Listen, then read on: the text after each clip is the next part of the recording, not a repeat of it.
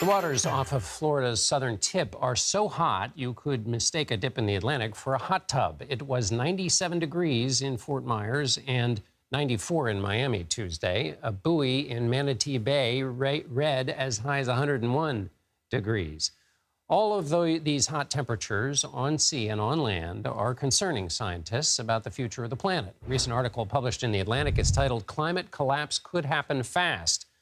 Our next guest was cited in that piece. Allegra Legrand is a climate scientist at NASA's Goddard Institute for Space Studies. Welcome. Thanks for being here. In the Atlantic article, which the point of the Atlantic article is to consider the pace of climate change, you're quoted as saying, for a long time we were within the range of normal, and now we're really not. What does that mean?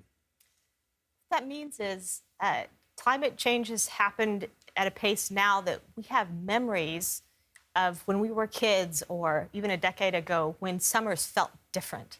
And climate change has finally hit that point where it's no longer in the range of what we're accustomed to experiencing, like extreme temperatures in the summertime. It's something beyond that and something that we've experienced and we have a memory of experiencing.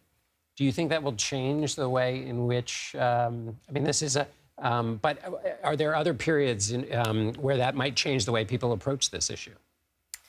I think that, you know, living in the climate change yourself, it's one thing to see a story on TV and think about it as being in a remote place in the world. But right now, I mean, just as you mentioned, in Florida, the ocean temperatures are like a hot tub. And in Canada, in Quebec, this summer, we've been dealing with the wildfires here in New York City. In Greece, they have extreme temperatures and wildfires that are raging. The whole world, it seems, is really experiencing some of these really extreme weather, whether it's the temperature extremes or the precipitation extremes. And that makes everyone have a part in the climate change.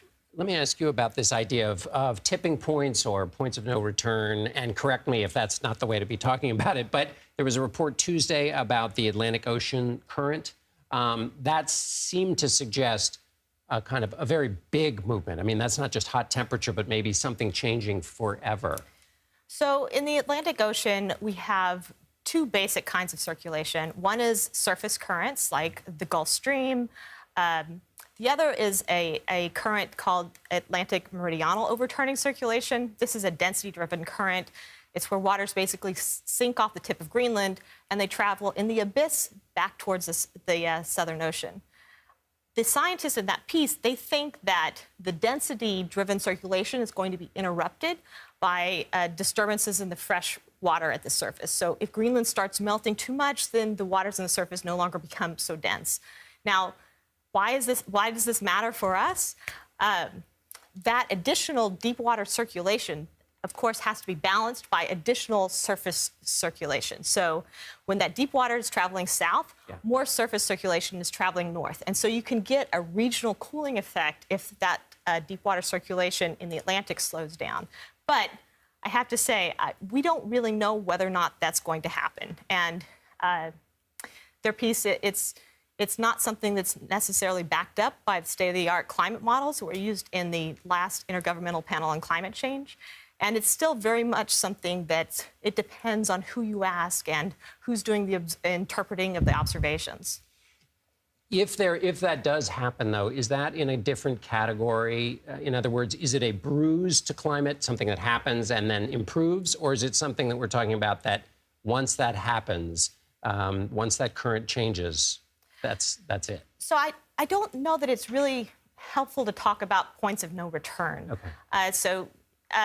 I think that climate change is going to be gradational. So if we do something today to shift the course we're on, it will have impacts downstream. It's not that we've crossed the point of no return. We have not.